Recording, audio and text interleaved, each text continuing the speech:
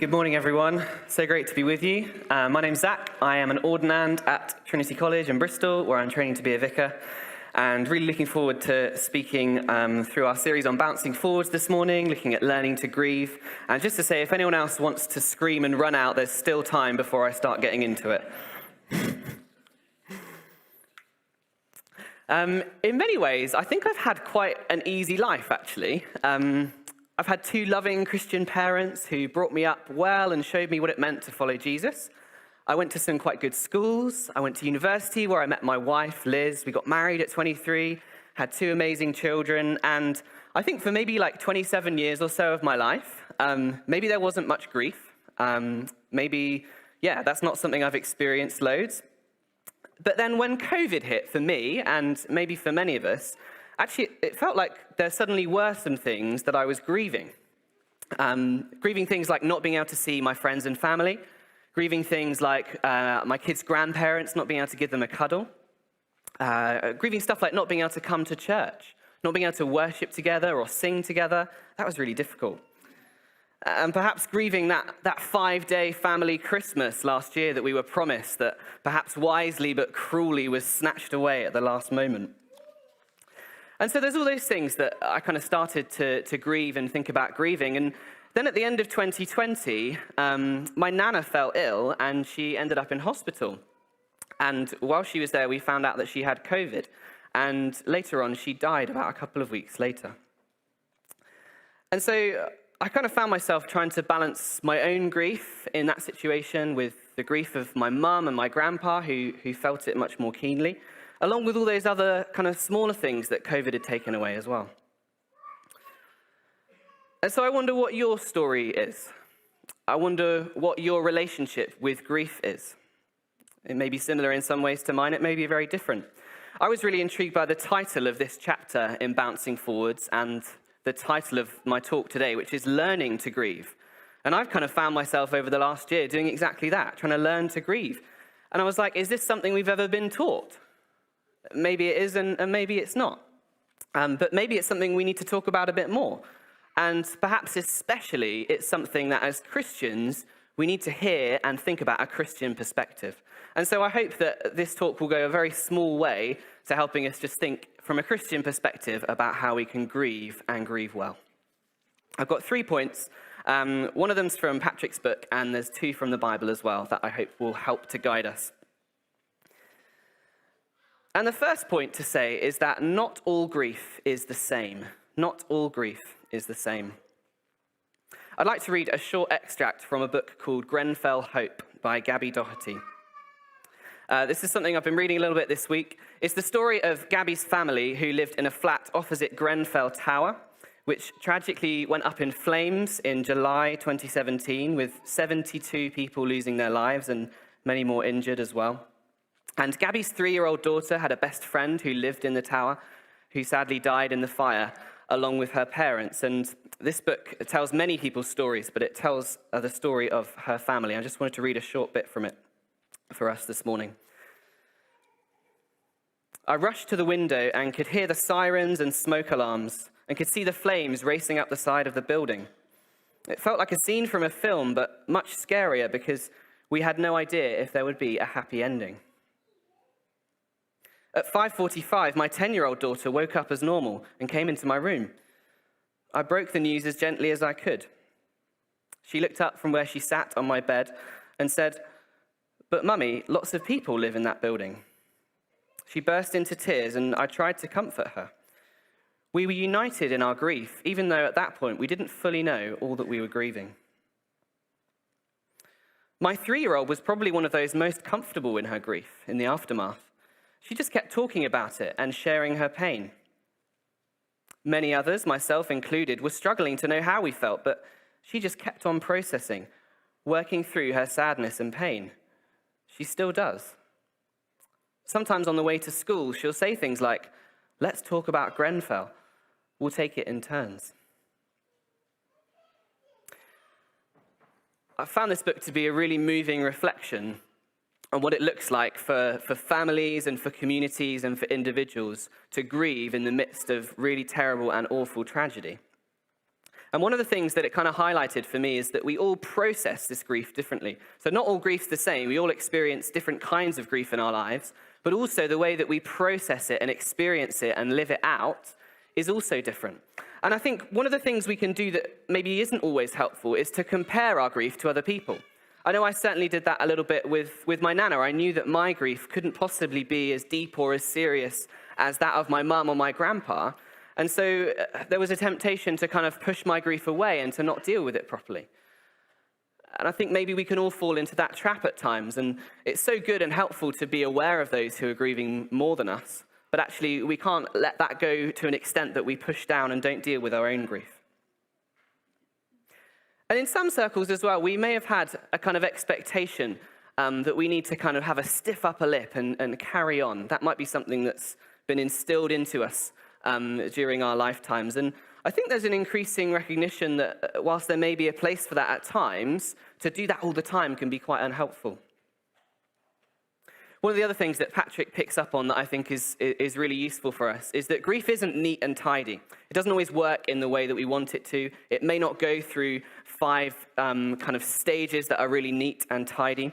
One of the images that he uses to describe the randomness of grief is the pain button in a box. You might remember this from when Patrick came, but I think it's helpful just to remind ourselves of now. And the idea is that you've got a pain button, and the grief is represented by that ball in your box. And when something terrible first happens, that grief can be quite big, and all the time it might be bashing into your pain button. And then over time, the grief might get a bit smaller, so the ball might get a bit smaller, or maybe it moves a bit more slowly. But you'll still find that from time to time it's going to hit our pain button, and we may not necessarily know when or how or why that is. But I think that randomness of grief can be quite helpful for us just to come to terms to and not to beat ourselves up about when we find ourselves grieving in moments that we don't expect. And I think the most important thing to say about grief being different for all of us is that God knows that. God knows your individual circumstances, he knows your situations, and he cares.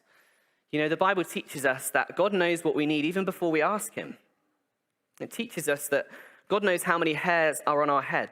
And so he knows the inmost thoughts of our heart. He knows all the stuff that's going on. He knows the big things and the little things, the things that are causing us hurt and pain. And he's a God who cares. And I think that brings us on quite nicely to what do we do with that grief? So we've got this grief. We all process it and experience it differently and different things. And one of the things that we can do, as well as talking about it and not pushing it down, is to bring it to God. Because God is big enough to handle our pain and our questions. And that's kind of my second point today, that God is big enough to handle our pain and our questions.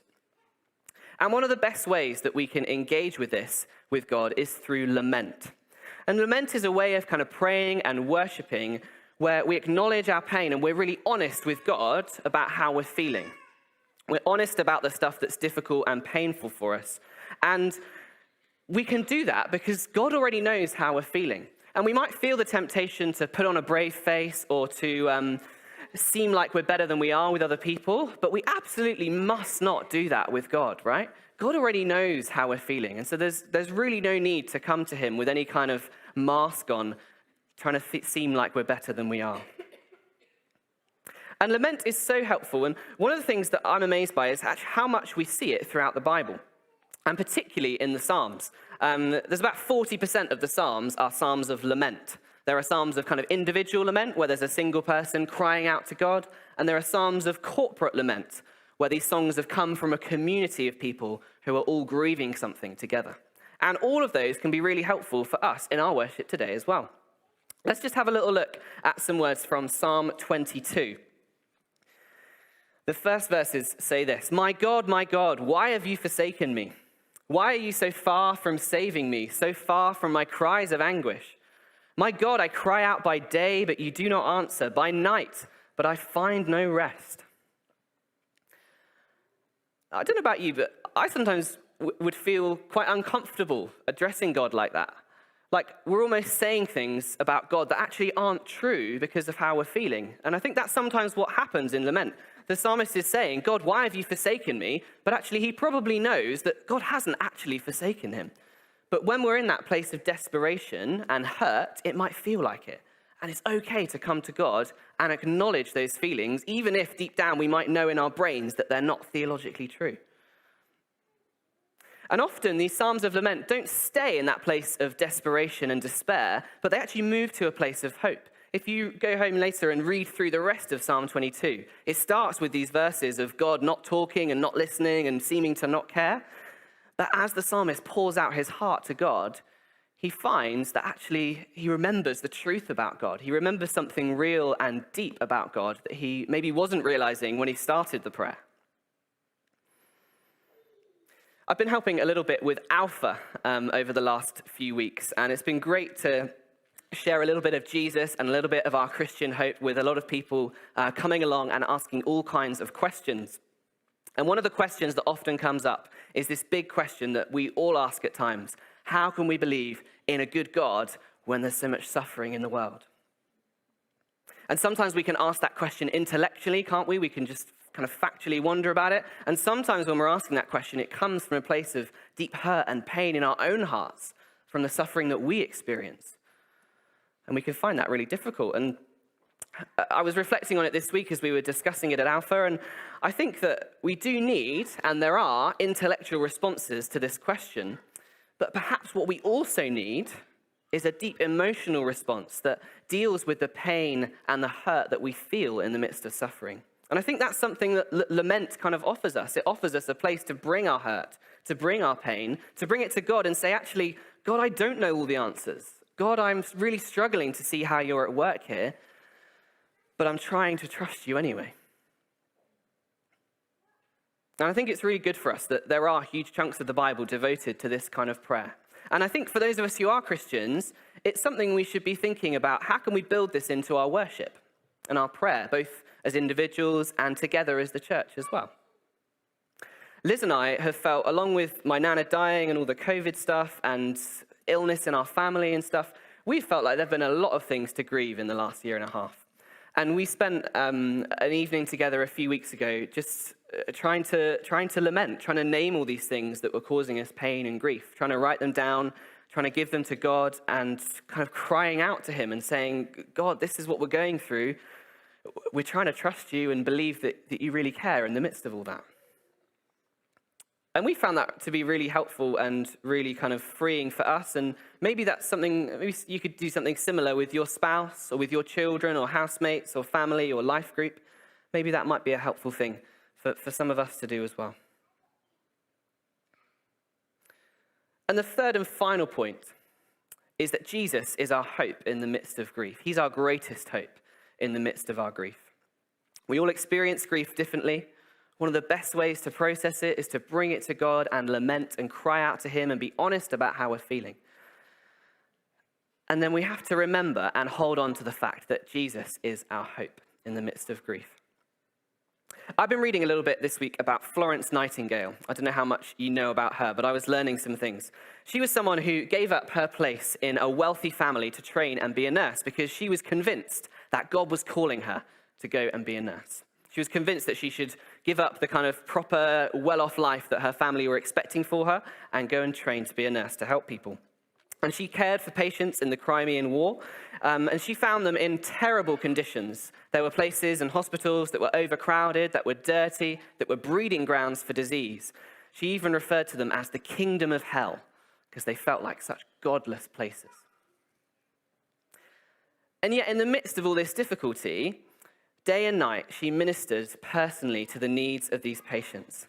And she looked to come close to them in the midst of their suffering to alleviate it and to help people feel better in any way she could. And sometimes she'd do this in the middle of the night, walking around the hospital, and she became known as the lady with the lamp, a light in the darkness. And her work reduced the hospital's death rate by about 2/3 and had a huge impact on the future of medical care and practice, both her kind of personal approach and also a quite radical and new approach to hygiene and sanitation that really impacted the medical world. And I think there are a few parallels between Florence Nightingale's story and our Bible passage from Isaiah 53 today. Isaiah 53, you may know, was written hundreds of years before Jesus, and yet it is so clearly all about him.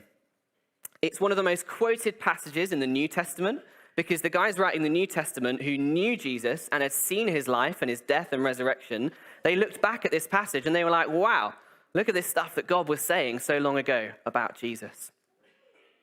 And in verse 3, Jesus is described as a man of suffering or a man of sorrows. He's someone familiar with pain. And in verse 4, it uses the same words to describe what he did for us. It says, he took up our pain and took up our suffering, took up our sorrows. And one commentator I was reading was saying that Jesus is a little bit like a nurse or a doctor who voluntarily goes to get involved with people's sickness and pain in order to bring healing. And I found that a really powerful and helpful image to think about what Jesus was doing when he came to earth and when he suffered and died on the cross. And a bit like Florence Nightingale, Jesus chose to give up the riches of heaven where there is no pain and no suffering to experience the same suffering and grief that you and I experience today. And Jesus even chose to know the very greatest suffering at the cross, where he bears the weight of humanity's sin, and he finds himself crying out the very words that we looked at earlier from Psalm 22. My God, why have you abandoned me? Why have you forsaken me? And the wonderful truth of the Christian hope is that because of what Jesus has done on the cross, we don't have to experience that same abandonment, that same complete and total separation from God, because Jesus has experienced it for us. And what that means is that we can really trust Jesus with our grief, because he's been through it too, and in a deep spiritual sense, he's been through much more. And after his death on the cross, Jesus rises from the dead. He doesn't stay dead, and he achieves something that no earthly nurse or doctor can. He doesn't just reduce the death rate by 2/3. Jesus defeats death completely for everyone who puts their trust in him. And he makes a way for pain and the suffering to go away forever. And I think in my recent experience of being around Christians and church, I think sometimes we can get so fixated on God being at work here and now. And that's absolutely right and true and good that we are fixated on that. But I wonder if sometimes we get so set on this idea that God's working in the midst of us now that we actually forget that God's secured an amazing eternal life for us in the future. And we can lose sight of that, and we can kind of think, oh, I don't know how to deal with that. I don't have a category or a way of thinking about that. And so I'm just going to kind of focus on the fact that God's with me here and now. And I think that that can be quite dangerous for us. I think it's quite natural, and especially when we're grieving, because the world that we see around us seems and feels that much more real, doesn't it?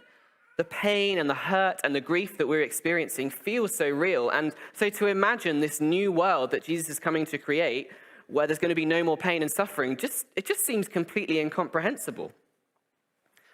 And I know for me, in the light of my Nana's death, I've particularly found myself asking all those questions, like, is that even real? Like, how can I believe that? What does that mean? What does that look like? And I'm sure there are times in your life when you've asked similar questions as well. But the hope of the Bible and the hope that Jesus offers us is so sure and certain. And I think in the midst of our grief, we must hold on to that eternal hope. I'd like to finish by reading a few verses from Isaiah chapter 65, a bit further along in the book, which is one of the first places we see in the Bible this eternal promise of a new creation, something that God's doing in the future. And they're verses that are echoed in Revelation, in some of the most famous passages about heaven.